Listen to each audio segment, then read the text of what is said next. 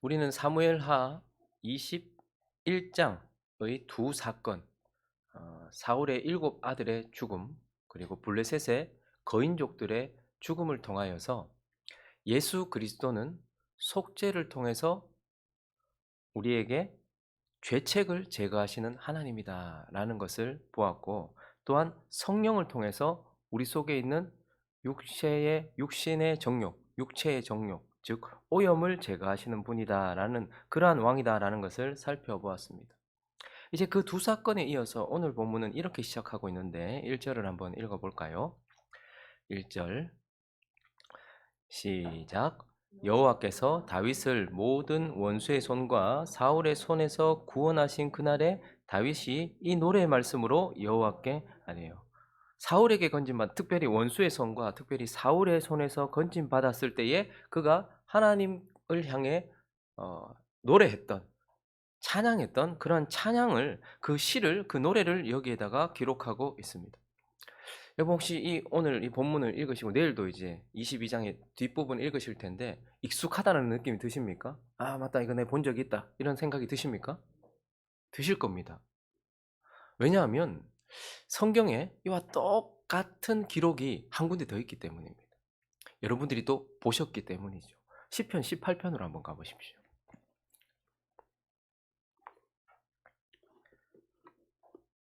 구약 성경 813페이지 시편 18편.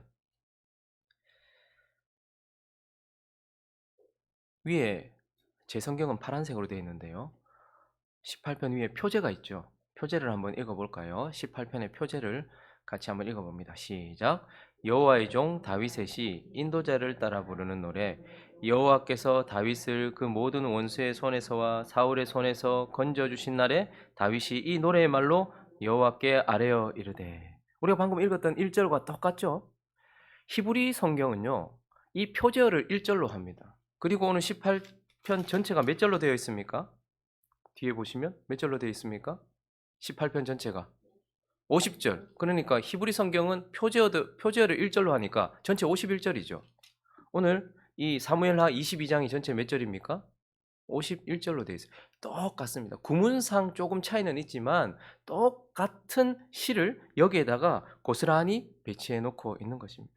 자, 그러면 왜 하나님은 이 사무엘 기자를 통해서 시편 18편을 여기다가 다시 배치해 놓으셨을까? 하나님은 이 시편을 통해서 이 하나님을 향해 드렸던 노래를 통하여서 우리에게 무엇을 말씀하고 싶으셔서 사울의 7 아들의 죽음과 블레셋의 거인족의 죽음 뒤에 이 다윗의 시편 18편을 다시 여기에다가 배치해 놓으셨을까?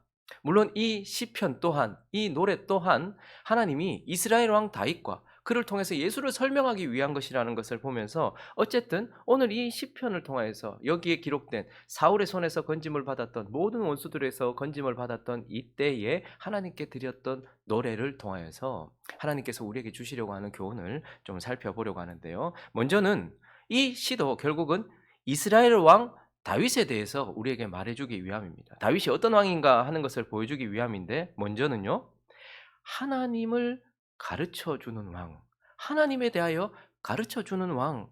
오늘 이 시편은 다윗이 하나님을 가르쳐 주는 왕이다라고 우리에게 말해 주고 있습니다. 다시 1절을 한번 볼까요? 1절을 한번 읽어 보겠습니다. 시작. 여호와께서 다윗을 모든 원수의 손과 사울의 손에서 구원하신 그날에 다윗이 이 노래의 말씀으로 여호와께 아뢰어. 그는 건지심을 받은 후에, 구원을 받은 후에 이 노래를 하나님께 드렸다라고 말해요. 그런데 1절 끝에 보니까 여호와께 아뢰어 이렇게 되어 있죠. 여호와께 아뢰어. 여기서 아뢰어라는 이 단어는요, 보고하다, 자세히 설명하다 이런 뜻입니다. 그런데 그 앞에 여호와께 아뢰어라는 이 단어, 여호와께라는 라이르와라는 이 단어는요, 레라는 접속사가 있어요. 레라는 접속사가 있는데, 이것은 영어로 하면 to, 그러니까 누구누구에게, 누구께 이런 접속사거든요. 그래서 우리 개역 개정 성경은 여호와께라고 번역을 했어요. to로 번역을 했단 말입니다. 그래서 여호와께 자세히 설명하고 여호와께 보고한다 이런 의미도 있어요. 그런데요, 이 레라는 이 접속사는요, 영어로 하면 for라는 뜻도 있습니다. 위하여라는 뜻도 있어요. 그러니까 그렇게 번역을 한다면 여호와를 위하여 보고하다, 자세히 설명하다 이런 뜻이기도 하고 또한 이 레라는 단어는 about, 뭐뭐에 대하여, 뭐뭐에 관하여라고도 해석이 되거든요. 그렇게 해석을 한다면 여호와에 대하여, 여호와에 관하여 자세히 설명하다, 자세히 보고하다 이런 뜻이죠. 그래서 이런 것들을 다 종합해서 설명해 본다면 다윗의 이 시는 하나님을 향한 노래이기도 하지만 하나님을 위하여, 하나님에 대하여 선포하고 있는 노래고, 그래서 다윗은 하나님을 가르쳐주고 있다라는 것을 보게 돼요. 2절과 3절을 계속해서 보시면요, 그래서 내가 여호와에 대하여, 여호와를 위하여, 여호와에 대하여 내가 말하는데 여호와는 뭐라고 말합니까? 반석이시다. 여호와는 요새시다. 여호와는 건지시는 자다.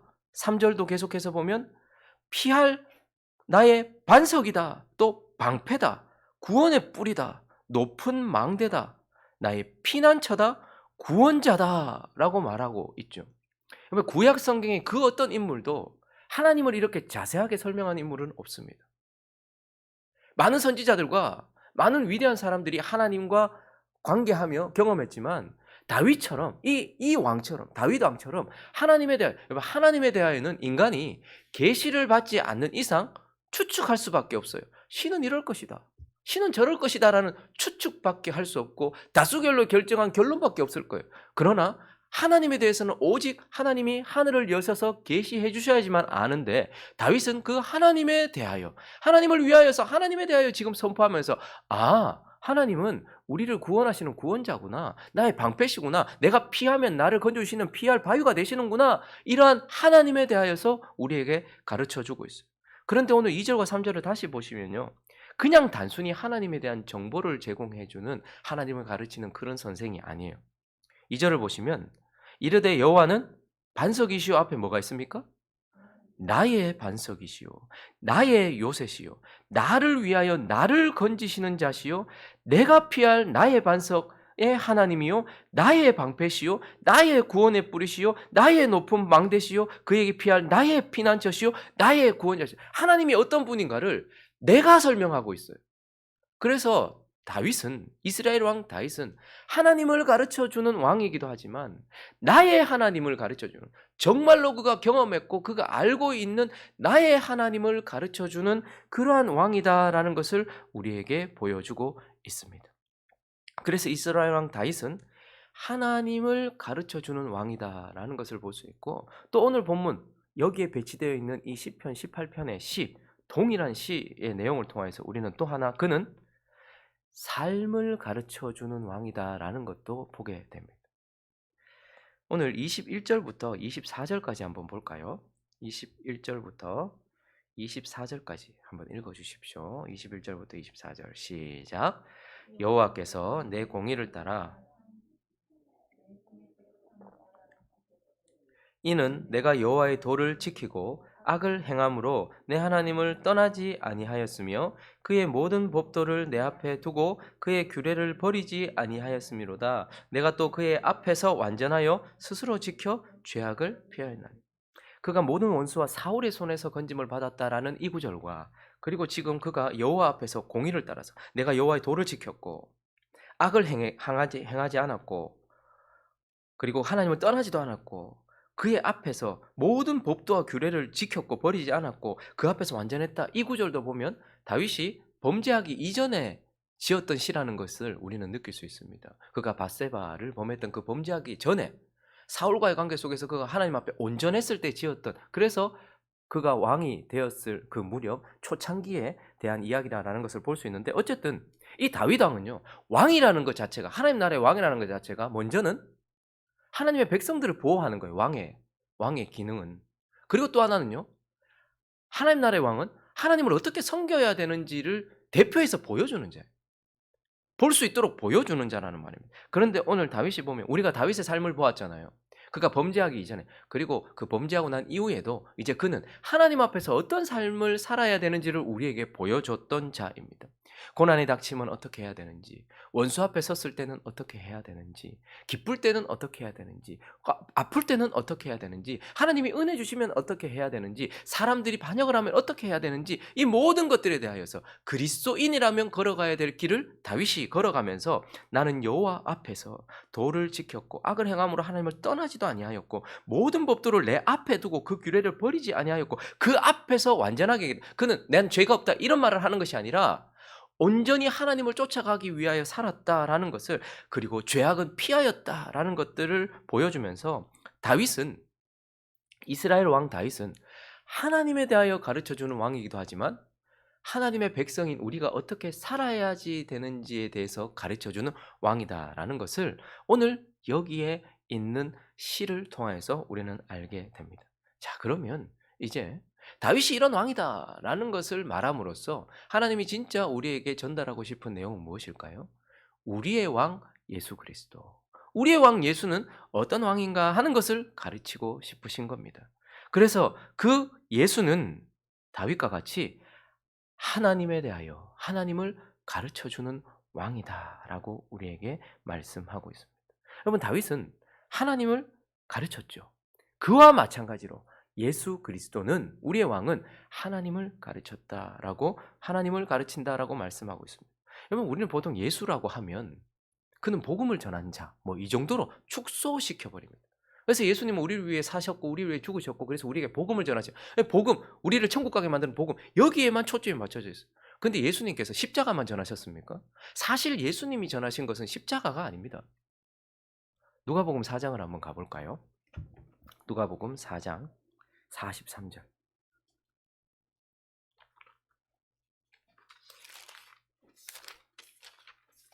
영상실에서 이게 수고해 주시는 분들이 참 고맙죠. 네? 이럴 때 우린 뭘 더 받아서 고마움을 느끼는 게 아니고 한번 사라져 보면 알아요. 아, 이게 또 찾아야 되나. 43절. 누가복음 4장 43절. 읽어봅니다. 시작. 예수께서 이르시되 내가 다른 동네에서도 하나님의 나라 복음을 전하여야 하리니 나는 이 일을 위해 보내심을 예수님이 보내심 받은 이유는 하나님의 나라 그걸 전하기 위함이고 그 안에 포함되어 있는 복음을 전하기 위함입니다. 그러니까 복음이 전부가 아니고요.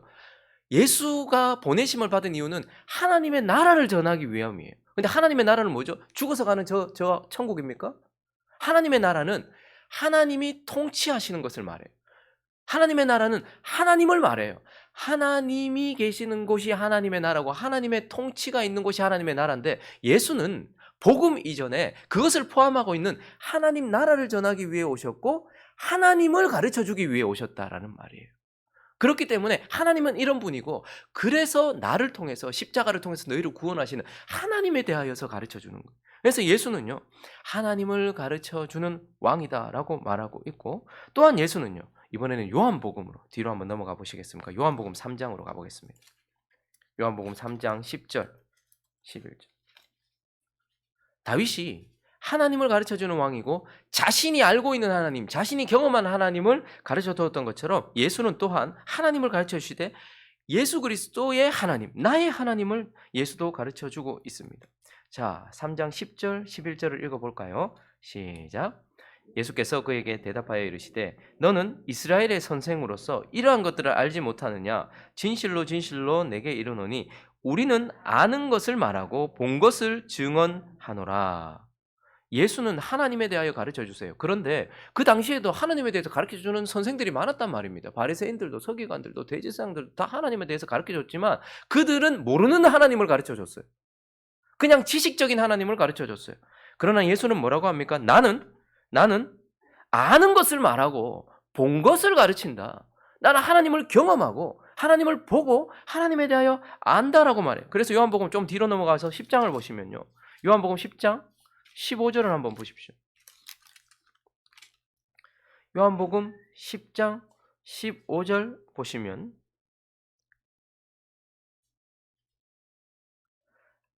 읽어볼까요? 시작. 아버지께서 나를 아시고 내가 아버지를 아는 것 같은 자. 아버지가 나를 알아요. 그런데 예수는 또 뭐라고 말합니까? 내가 아버지를 안다라고 말하고 있어요. 다윗처럼 하나님을 그렇게 가깝게 설명하고 그렇게 경험하여 알았던 자가 없었던 것처럼 예수님은 하나님을 본 거로 하나님에 대하여 들은 거로, 하나님께 들은 거로 그렇게 내가 그 하나님을 전한다. 다윗이 나의 하나님을 전했던 것처럼 예수 그리스도도 나의 하나님에 대하여 가르쳐 주는 분이다. 그러한 왕이다라고 말하고 있고, 또한 예수는요, 자신을 통해 하나님을 가르치는 왕이기도 해요. 그러면 다윗을 보면서 우리가 예수를 봤잖아요. 근데 우리는 하나님을 보면 누구를 봅니까? 하나님을 보면, 예수를 보면 누구를 봅니까? 하나님을 보게 되는 거예요. 그래서 요한복음 14장, 좀 더 여러분, 제가 여러분들이 찾기 편하게 하려고 최대한 뒤로 조금씩 가까운 곳에 있는 구절들을 제가 최대한 이렇게 한번 해봤어요. 14장 9절. 자, 읽어볼까요? 14장 9절 시작. 예수께서 이르시되 빌립아, 내가 이렇게 오래 너희와 함께 있으되 내가 나를 알지 못하느냐? 나를 본 자는 아버지를 보았거든 어찌하여 아버지를 보이라 하느냐? 다윗을 보면 예수가 보였던 것처럼 예수를 보면 하나님을 볼 수 있도록 하셨다는 거예요. 그래서 예수는 어떤 분이라는 거예요? 하나님을 가르치는 분, 자신의 하나님, 진정한 하나님, 나의 하나님을 가르치는 분, 그러나 자기를 통해 하나님을 가르쳐 주는 분, 그런 왕이다라는 거. 여러분, 제가 저번에 한번 말씀드린 적이 있었는데, 올해도 우리가 태풍이 왔었잖아요. 그때 강한 바람이 불던 태풍이 왔었잖아요. 근데 그때 많은 교회들이 새벽에, 그날은 태풍이 한 6시쯤 상륙한다. 그래서 새벽 기도를 다 쉬었던 그런 때가 있었잖아요. 올해에도. 근데 우리가 그 태풍을 볼 수 있습니까? 뉴스에서는 초속 몇 미터, 그리고 무슨 헥토파스칼 이렇게 이야기하는데 태풍은 우리 눈에 보이지 않습니다. 그런데 그 태풍을 설명하기 위해서 제주에 리포터가 서 있었어요. 근데 그가 말도 제대로 못해요. 그런데 그 태풍이 얼마나 강한지 날려가겠더라고요. 태풍은 저 정도 바람이구나. 지금 이 태풍은 저 정도 강력한 것이구나. 우리는 그렇게 강력한데도 우리 눈으로는 태풍을 볼 수 없어요. 그러나 그 태풍 가운데 서 있었던 그를 통하여서 우리는 태풍을 보게 되는 것이죠. 하나님은 볼 수 없습니다. 그러나 말씀이 육신이 되어 오신 예수 그리스도는 그 능력이고 크신 하나님을 우리에게 가르쳐 주셨다. 그래서 예수가 서 있었던 그곳에 하나님을 가르쳐 주시기 위하여 기적들이 일어났어요. 그런데 요한복음은 그걸 기적이라고 표현하지 않고 표적이라고 했어요. 하나님을 보여주는 거예요. 죽은 자가 살아나고 병이 고쳐지고 이러한 모든 것들을 통하여서 여기 계신 하나님을 예수가 보여줬단 말입니다. 그러므로 우리의 왕 예수는 어떤 왕이라는 겁니까? 하나님을 가르쳐 주는 왕이다라는 거예요. 그리고 또 하나, 예수는 어떤 왕입니까? 우리의 삶을 가르쳐 주는 왕. 다윗이 그랬던 것처럼 예수는 우리의 삶을 가르쳐 주는 거예요. 예수는 하나님 나라의 복음을 전하셨어요. 하나님을 전하셨고 하나님을 보여주시고 하나님을 가르쳐 주셨어요. 그러나 예수는 그것만 가르쳐 주시지는 않았습니다. 예수는 우리의 삶, 우리가 어떻게 살아야 되는지에 대해서도 가르쳐 주셨어요. 대표적인 본문 한 구절만 찾아보면 요한복음 13장입니다. 지금 거의 그 근처로 왔다 갔다 하죠, 제가. 신경 쓴 거예요. 15절. 요한복음 13장 15절. 읽어볼까요? 시작. 내가 너희에게 행한 것 같이 너희도 행하게 하려 하여 본을 보였노라. 여러분, 예수님께서 구원만 시켜주고 그냥 빨리 올라가시면 되지, 굳이 33년을 여기 계시고 제자들과 함께 있었던 이유가 뭐래요? 보여주고 가르쳐 주어서 너희가 어떻게 살아야 되는지에 대한 내가 샘플이고 표본이다. 그래서 너희가 어떻게 살아야 되는지에 대해서 가르쳐 주기 위해서 내가 이렇게 행한 것대로 너는 이렇게 해라. 내가 제자들의 발을 씻겼던 것처럼 너희도 발을 씻겨주고, 내가 이렇게 기도했던 것처럼 너희도 이렇게 해야 되고, 너희는 사람들을 만났을 때 이렇게 대해야 되고 라고 그분은 우리가 어떻게 살아야 되는지에 대한 삶을 가르쳐 주신 분입니다. 그래서 그분은요, 우리 가운데 거하셨고, 그래서 그분은 우리 가운데 거니셨습니다. 예수가 우리 멀리 떨어져 계셨던 것이 아니고 제자들과 우리 가운데 거하시면서 우리를 가르쳐 주셨고요. 어떻게 살아야 되는지. 몸을 입고 있는 인간이, 하나님을 섬기는 인간이, 사람이 어떻게 살아야 되는지를 우리 가운데 거하시면서 가르쳐 주셨고요. 그분은 날아다니시거나 뛰어다니시지 않으셨어요. 예수는 거니셨습니다. 천천히. 왜요? 우리가 똑바로 보라고. 그분은 우리 가운데 거하시고 우리 가운데 거니시면서 우리가 어떻게 살아야 되는지를 가르쳐 주신 그러한 왕이다라는 것을 말씀해 주고 있습니다. 여러분, 그래서 이제 정리를 한번 해볼까요? 정리를 한번 해보면 21장의 두 사건, 21장의 두 사건을 통해서 예수님은 우리의 죄책과 우리 안에 있는 육체의 정욕, 그 오염으로부터 우리를 건져내시고 구원해 주시는 예수는 우리의 구주다라는 것을 21장이 우리에게 가르쳐 주는 거예요. 우리는 하나님의 정죄 아래 있었고 저주 아래 있었어요. 그런데 예수는 그 죄책으로부터 우리를 건져내시고, 우리는 우리 속에 있는 그 블레셋의 거인과 같이 강력한 육체의 정욕, 육체의 소욕이 있어요. 그런데 성령을 통해서 이것을 제거해 주시는, 거기로부터 우리를 건져 주시는 예수는 우리의 구주다라는 것을 21장의 두 사건이 말해주고 있어요. 그리고요, 오늘 우리가 살펴본 22장의 시는요, 예수님이 하나님을 가르쳐 주시고 우리가 어떻게 살아야지 되는지에 대해서 우리의 삶을 가르쳐 주시는 우리의 뭐다? 선생이다라고 우리에게 말씀해 주면서 예수는 우리의 구주요, 우리의 선생이다라는 것을 21장과 22장에 다윗이 왕이 되었을 초창기에 있었던 사건과 시를 통해서 우리에게 말해 주는 거예요. 그래서 요한복음 13장은요. 13절, 14절을 또 보죠. 요한복음 13장 13절과 14절. 먼저 13절을 한번 읽어볼까요? 이제는 안 넘겨도 되죠? 찾아 읽어봅니다. 시작. 너희가 나를 선생이라 또는 주라 하니 너희 말이 옳도다. 내가 그러하다. 사람들이 말했습니다. 예수를 따르는 사람들이 말했습니다. 너희가 나를 저분은 하나님을 가르쳐주고 우리의 삶을 가르쳐주는 선생이다. 또 어떤 자는 여기서 구주다는 뜻입니다. 우리 구원자다. 우리의 죄책과 오염으로부터 구원자다. 이렇게 너희가 말하니 옳다. 내가 그러하다. 그런데 14절 읽어볼까요? 시작. 내가 주와 또는 그 말이 틀린 건 아니었어요. 그런데 주님께서 우리가 가지고 있는 오류를 조금 수정해 주십니다. 사람들은 선생, 구주라고 말했어요. 그런데 예수님은 뭐라고 말하죠? 내가 구주와 선생이다 라고 순서를 바꿔주셨어요. 우리의 오류를 바꿔주시면서 나는 너희를 죄책과 오염에서부터 건져내는 구주요, 또한 나는 건진받은 너희가 하나님을 알 수 있도록, 그리고 너희가 어떻게 살아야 되는지에 대하여 제시하는 선생이다라고 말하면서 21장과 22장이 결국 우리에게 예수는 우리의 구주요, 우리의 선생이다라는 것을 가르쳐 주고 있는 것입니다. 말씀을 정리하겠습니다. 여러분, 21장부터 남아있는 24장까지는 역사의 순서나 시간적 그런 거 상관이 없다고 말씀드렸죠. 관계가 없다고 말씀드렸습니다. 그렇지만 여기에 배치되어 있는 사건들이 담고 있는 이 의미들의 순서는 매우 중요해요. 섞어서는 안 되고, 여기에 배치되어 있는 독립적인 사건들과 어떤 시, 이런 배치들의 순서는 매우 중요해요. 그것을 통해서 우리에게 전달하는 것이 있거든요. 뭘 전달하십니까? 너희는 예수를 통하여, 그의 속죄를 통하여 죄책에서부터 건짐을 받았다라는 것을 21장의 첫 번째 사건이 말해주고 있고, 또한 너희는 너희 속에 남아있는 또 블레셋의 거인이 계속해서 육체의 정욕이 너희를 공격하겠지만 성령을 통하여서 너희는 육체의 소욕을 이기게 하시는 그러한 예수로부터 건짐을 받았다. 그러면서 오늘 22장, 그렇기 때문에 어떻게 해야 된다는 거예요? 하나님을 찬양해야 된다는 거예요. 너희는 죄책에서부터, 오염에서부터 하나님께 건짐을 받은, 구원받은 자이니까 너희는 어떻게 해야 된다는 거예요? 하나님을 높이고 하나님을 찬양해야 된다라고 말하고 있고, 그러면 하나님을 높이고 찬양한다는 것이 무엇입니까?